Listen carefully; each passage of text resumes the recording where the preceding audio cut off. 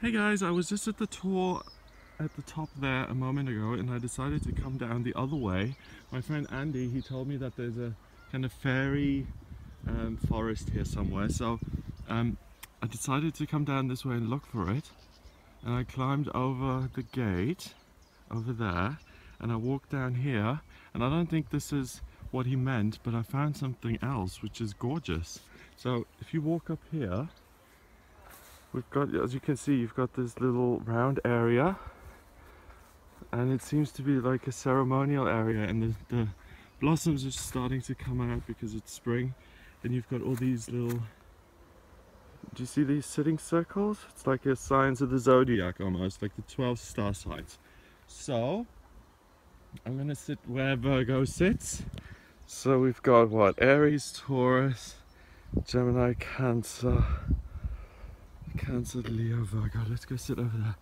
I want to sit over here and I want to sit down really and talk to you. Let me turn this around.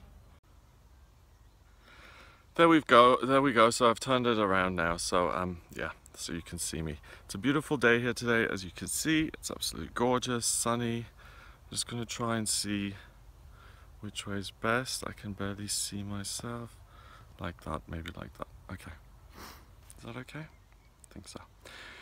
So yeah, the reason I want to make this video is because it's time for another sob story, and I know people aren't really particularly interested in my love life, which is understandable. You know, if I was like a beautiful 18-year-old girl, I could understand interest in it, or if I was some beautiful man, people would be interested. I'm an average looking person as far as I'm concerned, so I can see that there's an average level of interest in my love life.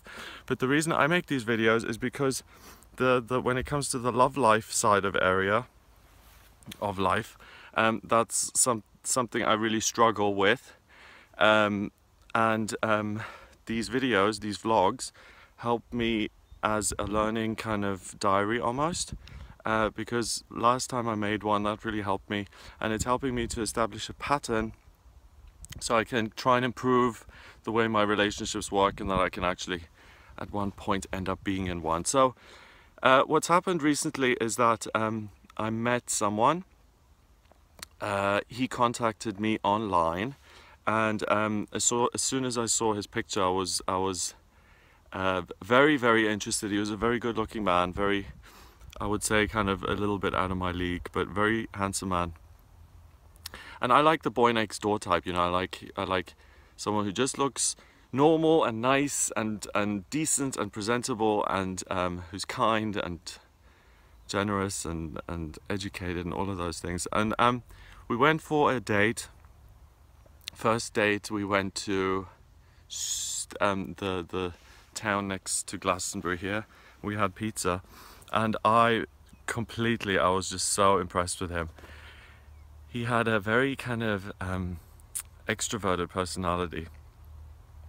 He still does. I mean, just because he's dumped me doesn't mean he no longer exists, but very extroverted personality. And every time I told him like a funny story or something, he would laugh and so loudly that the whole restaurant would kind of turn around to look. And that really impressed me, because I am someone who's come from a very different place. I've come from a place of social anxiety and working through that. I would never dream of sitting in a restaurant and laughing that loudly. So that really impressed me, the level of confidence and the level of self-assuredness. And he was very interesting, very successful, very fun-loving, culturally kind of interested in things, you know, like we talked about things like Medea, like his favorite musical was something that was based on Medea or something like that. So I really, you know, I like learning and I like people who are interested in things, so that immediately appealed to me. The sense of humor, he was also very tall, which appealed to me, so everything about it seemed perfect. So it was really nice, and I immediately knew that I was in a bit of a dangerous situation, because I immediately knew that I liked this guy very, very, very much. And I think what this video might be helpful for the people who watch this video, if I can give you something that I've learned from this, if anything, that might help you, then this is it. dating in itself is something that's really difficult and that takes a lot of emotional energy, and you've got to be in a good place to start dating. The mistake I've made here was that I wasn't in a particularly good place emotionally to begin with, and I started dating. I'm just going to turn this around because the sun is moving. Is that okay? I can't really tell, I'm sorry. Is that better? Okay, yeah. So you've got to be in a good emotional place to start dating, because the process in itself is very difficult and it's treacherous. You know, there's rejection and there's all sorts of feelings that come up. So you've got to start at a certain level. I wasn't in a good place, and I started dating to try and fix something within myself, which I felt there was something missing, there was something lacking. So immediately, I think that's the lesson I've learned from this, is that I started on the wrong footing, as in there was something lacking within me, and this person could come into my life and fulfill that lack. So I think that's what's, that was something that I need to be prepared for when I start dating again, that I only approach it from the sense of I don't need anything from this, and I'm just doing it out of interest, or I'm doing it for the potential or the possibility of love. Not like I need this to work so that I can feel complete. So the second date we went on, that was quite funny. I suggested we go to the spa in Bath, which we did, but then after I suggested it, I freaked, because I remember last year, at the end of last year in October, I had surgery, skin surgery, and I had these moles removed, and I have all these scars on my torso, so I didn't want him to see that. So I called my friend Stephanie, and she said, why don't you get a spray tan? I've never had a spray tan, so I just thought, okay.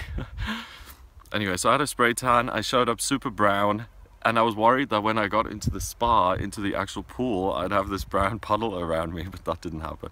So that was fine. And that was a nice little icebreaker and talking point, and we laughed about that, and we had a wonderful dinner, and it was beautiful. And we had a couple of more dates, and eventually we slept together, which was amazing and beautiful, and it was meaningful to me. I really, at this point, I'd fallen in love with him, and it was beautiful. And then afterwards, what started to become a problem was the communication. Like, he has a lot going on at the moment. So he's selling a house, and his ex-partner lives in Spain, and the dog, and there's a lot of stuff going on. So he went away for a while to Hong Kong for work, I think 10 days, and he contacted me once, which I thought was very iffy, to contact me once, but I didn't think too much of it. And then as things progressed, the communication started to become a major issue. Like, when he came back, we had made plans or something, and he didn't get in touch with me for 8 days.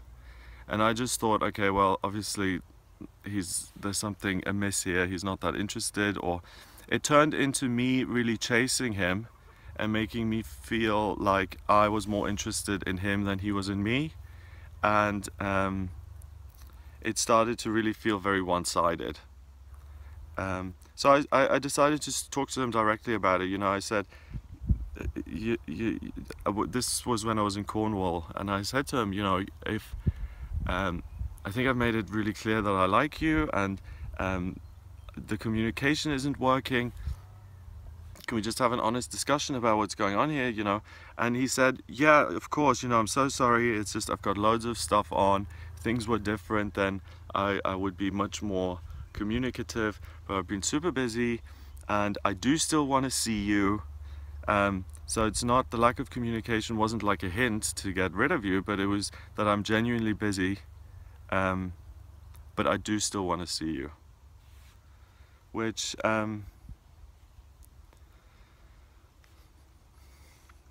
that's the bad thing about this, because he did want to see me still, and I really obviously wanted to see him. So I trusted that, and I believed him when he said that. And then after that, he didn't contact me again for a week. And I just called him then, and I said, I tried to get in touch with him. He called me back, and he said, and this was yesterday, and yesterday he said, listen, Greg, you know, the thing is that I don't think that I can love you the way that you need to be loved at the moment, because my life is all over the place. I don't know what I'm doing, when I'm doing it. So I don't think I can be there for you in the way that you need me to, but I'd like to stay friends.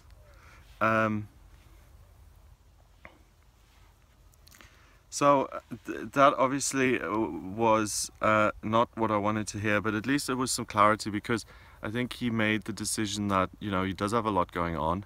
He doesn't care about me in the way that this is what confused me. Like, for instance, if my life is all upside down, all topsy-turvy, you know, I don't know if I'm moving maybe to another country or I'm changing jobs or whatever. If I meet someone, I can continue that relationship, and then once things settle down again, I'll know where I'm at. Like, let's say I meet someone like the two of us did, and I discover that in a month I have to move to London and work there.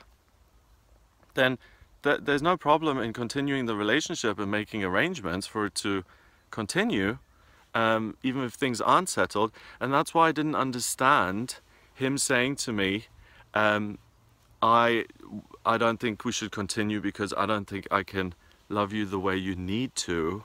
You need to be loved, because I don't know where my life is at. So I said, well, I don't really believe that, because of the point I just made, because, you know, we can be together, but once things settle down, then we can work it out.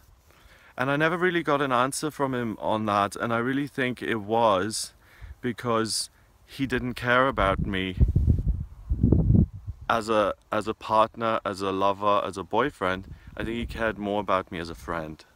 And I think that's the truth. And there's nothing wrong with that. But I think if he'd really loved me the way I love him, kind of, then he would have tried everything to make it work, you know? I mean, then, you know, even if he had to move away for 6 months or something, we could have been back together when he came back. So that didn't really make a lot of sense to me. And that's just what I question. So I think the way he's done it, though, is pretty fair. At least he's given me some closure on it, and he's told me that that he doesn't think that he can offer what I need. Now, so that was yesterday. I'm hurting because I did really fall in love with him. He was beautiful. He was perfect. He was he was everything I wanted. And when it comes to relationship, my chart and my life, relationship is the one area of my life that up until now I haven't done so well with, and that has been a big challenge, and it continues to be a challenge. And when I found this man, who immediately, as the first time I saw him, I thought he was out of my league. I think my problem is that I become attached too quickly, or I jump in too quickly. And the same thing with James. This is the partner I had before this one. There's a sense of disrespect. There's a pattern of disrespect. James disrespected me in the sense that he thought my work wasn't worth anything. This guy, he respected me. He was very interested in my work, and he even wanted me to do his chart and all of those things. But the way in which he didn't respect me was the communication, that I was, that it's respectful to communicate with someone and to respond and to have contact. And I think the way he did that was he kept me at bay. He kind of kept me at arm's length, because he was trying to say in some sort of way, I'm not interested, or this isn't going to work anyway, But it was so hard to decipher, because when we were together, I had such an amazing time, and he seemed to have such a great time as well. So yesterday when he spoke to me, he said, well, can we keep channels of communication open, which is funny for him to say that. And, can I call you in future to see how you're doing and stuff? And I said, yeah, sure, but I mean, I don't really want to be friends with you, because when I first started seeing you, I started dating you with a view of meeting someone who was going to be a partner, a boyfriend, someone long term. And that's when he said, very hurtfully, I think, he said, well, when we first met, I thought we were just meeting for drinks and just, you know, I mean, what is that? You just meet random strangers for drinks? I thought it was a date. I thought we were dating. And he said, well, I thought we were just meeting for drinks and doing something fun together, which to me is a date. So he disrespected me in the sense that I don't think he took my feelings seriously. And I don't think that he respected me in the sense of my love for you is something valuable. He didn't value that. He didn't value my affection for him as something valuable. He can live without it. He doesn't need it. It's tough. The thing that I worry about is, well,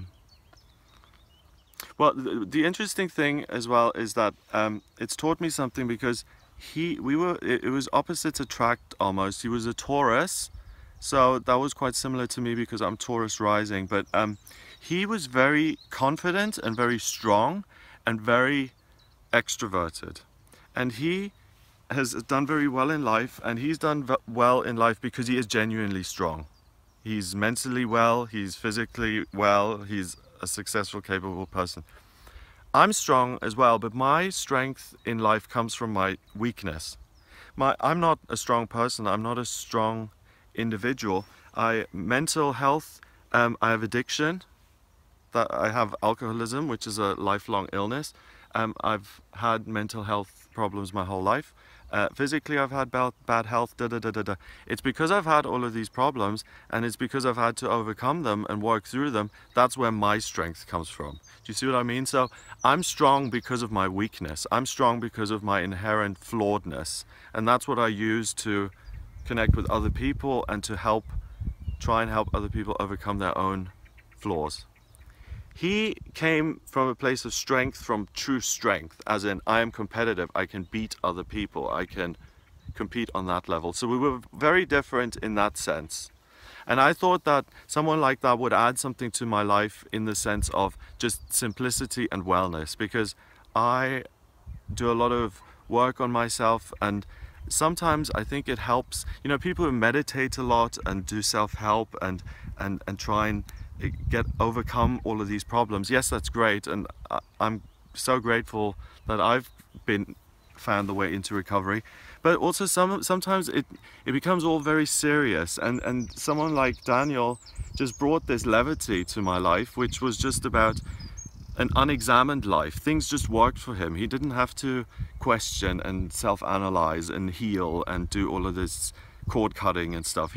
Things just work for him, and that's what really appealed to me. So that was one thing. So we were very different in that sense. The other thing that I find very difficult is that, and this is just ego and pride, is that the fact that I've made it clear that I love you and you don't love me back, it hurts me. It makes me feel like you're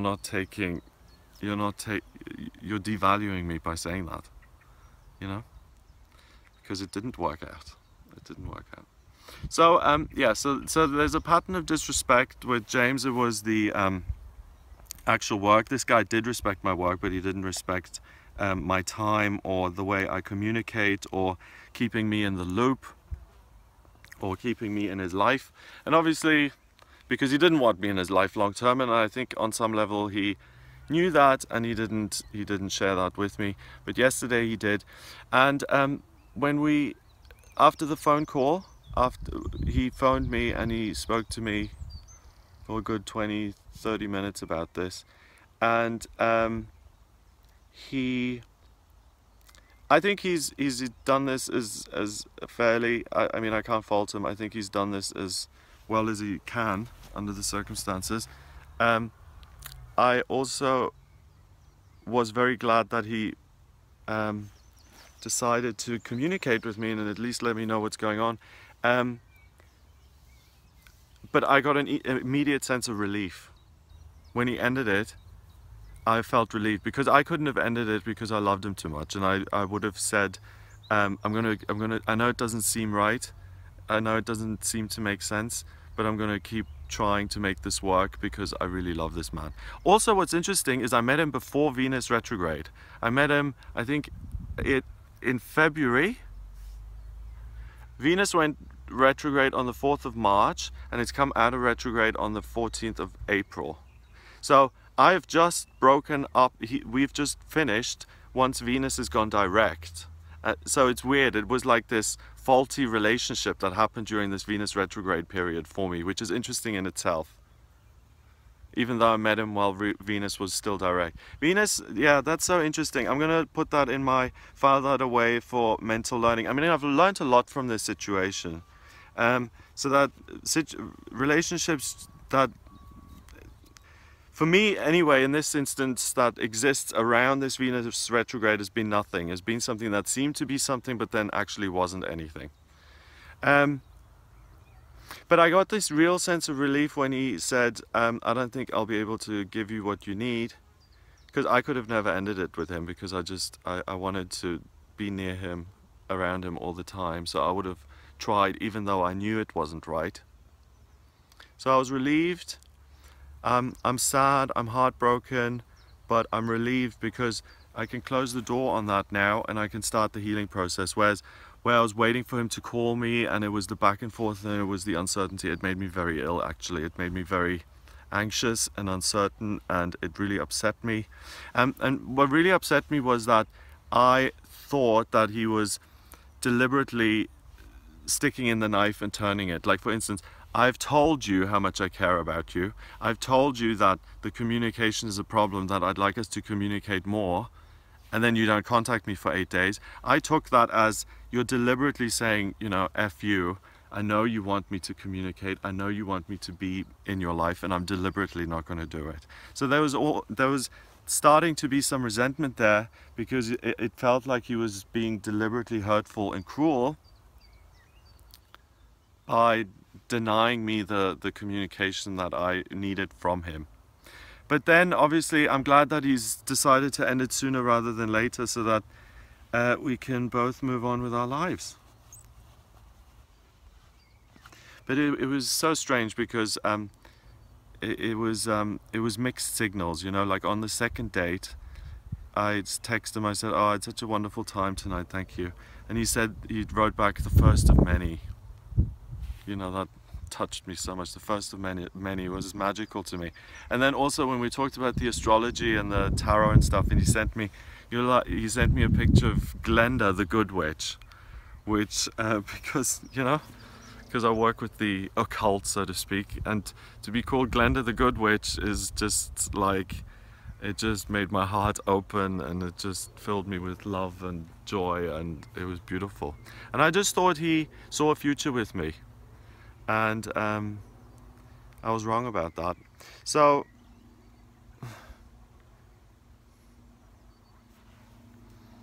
it's good that I feel relieved. I've cried a little bit about it. What I do worry about is the future of my love life, or the future of my life, because, and that's when I get to the projecting part, I know that's really where the problems can start, because, you know, no one knows what's going to happen. We don't know what's going to happen, but I just, you know, I'm 35. This is another relationship that hasn't worked. Am I going to be alone for the rest of my life? I do suffer with loneliness. You know, I live in a flat. I don't have a dog. I used to have Bob. That I left Bob with Keith, my ex-partner, because it was his dog. We shared the dog, but when I moved, the dog stayed, and so I'm completely alone. You know, I'm completely alone, and I'm not alone, because I know I have my guides, my angels, and the universe with me. But on a physical level, I have friends here in Glastonbury, but family-wise and relationship-wise and pet-wise, I'm alone. So I do know what it's like to be lonely, and I do know what it's like to feel a sense of fear about the future, because as I get older, and I think this will be relevant for a lot of older people watching this, people in their 50s, 60s and 70s, that someone in their 30s already worries about this, that as I get older, I'm never going to find someone and I'm going to be alone forever. So I think that's liberating in a sense to hear that from someone my age, because I think we all fear that.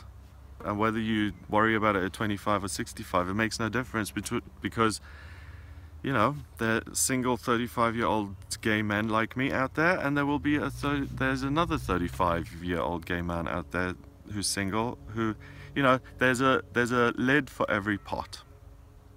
I believe that.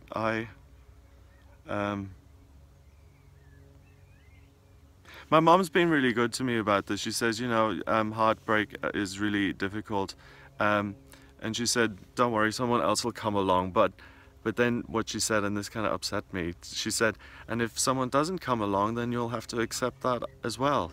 And just the idea of someone not coming along is so scary to me that I need to look at that, because whatever you fear, or whatever you fear, you kind of squeeze the life out of. Whatever you fear, you push away from yourself. And I'm fearing loneliness. Well, yeah. So I'm fearing this loneliness, this being alone forever. So the fear, you focus on it, you make it bigger. So the more I fear it, the more it becomes a reality.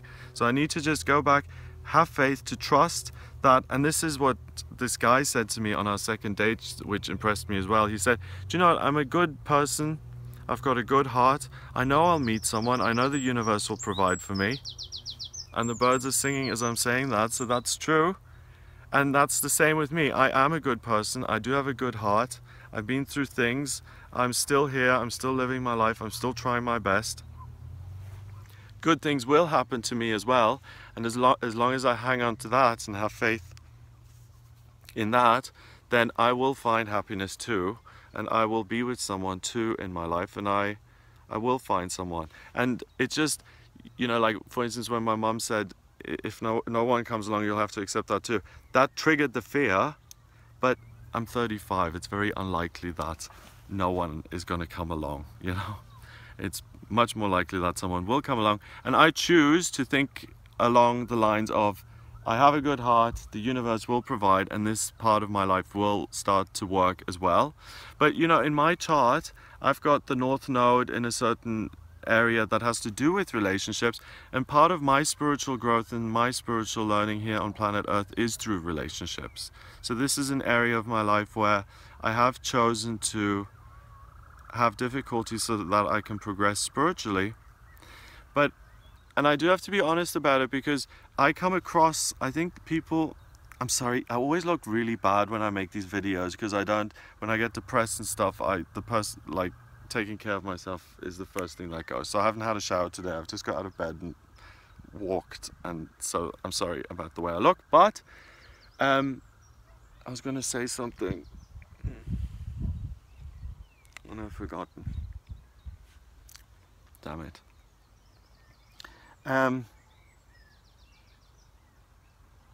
Yeah, I seem very, you know, I seem very together, and I seem to be able to explain things very well. But I think what I'm not explaining very well is how the time that I spent with this guy, and the lack of communication, and the way he didn't give me what I need in terms of just contact, I don't think I've explained how much that unhinged me, and how much that unsettled me, and how much that unnerved me mentally, and how much that upset me and caused me mental anguish and pain and fear and insecurity, and all of those words. I really felt all of that because of that lack of communication.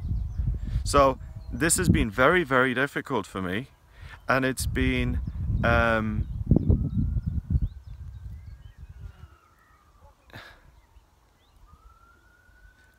it's going to be a process starting to be comfortable being single again. But I'm really proud of myself for just facing the feelings to some extent. And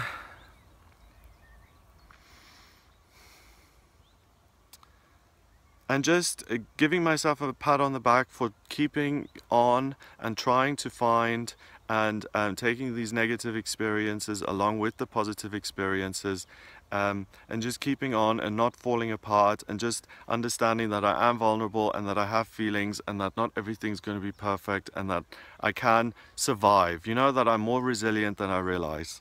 and that this has really hurt me, but it's the next day and I climbed up the tour and I'm talking to you and it's sunny and it's beautiful and I'm okay. So I wish this man all the very best in his life. I looked at his chart. He's got Jupiter going through his 5th, so he's going to have a wonderful time in his love life this year. So he'll meet someone else very soon. But I'm going to try and adopt his approach. I'm a good person, I have a good heart, therefore I will find love and the universe is going to provide someone amazing for me. So that's the one thing he taught me. I think he is a wonderfully talented person, and just because he doesn't love me the way I love him doesn't make him a bad person. It just means he has different taste. What's the latest tagline of that TV show I watch? I'm an acquired taste. Not everyone's gonna like me, and if you don't like me, acquire some taste. There you go. So this man needs to work on his taste. He needs to acquire better taste, because he's lost out on me because I'm a catch. There we go. So I do wish him all the best of luck for the future because he's a great person. I'm sitting here in this little thing and I've got a dandelion here, which I'm now gonna blow, and I'm gonna make a wish, and I'm gonna wish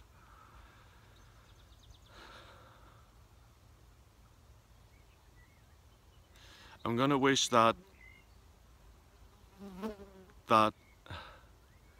I get out of the driver's seat of my own life, and that I put God back in charge and put God in the driver's seat of my life, that I ask for the strength to keep going on my journey, that what will happen will happen, what will be, and that I have the experiences that I need to have, and to remember and understand that God is on my side and wants me to be happy and wants me to succeed in life. It's quite a long wish, but there you go.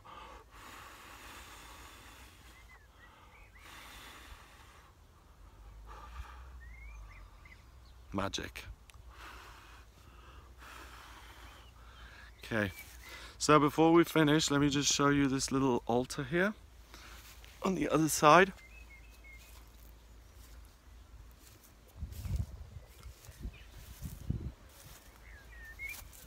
Little hidden treasure trove here. So guys, thanks for joining me again today. Thanks for listening and for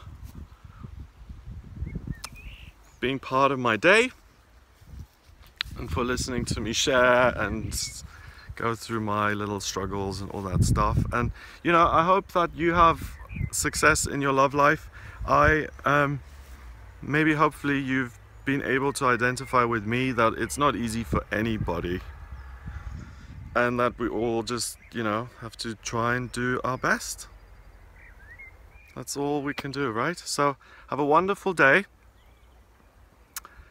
Hope whatever is going on in your life is manageable. If you'd like a private reading with me, please go to my website, gregoryscott.com. Click your reading with me on that website. I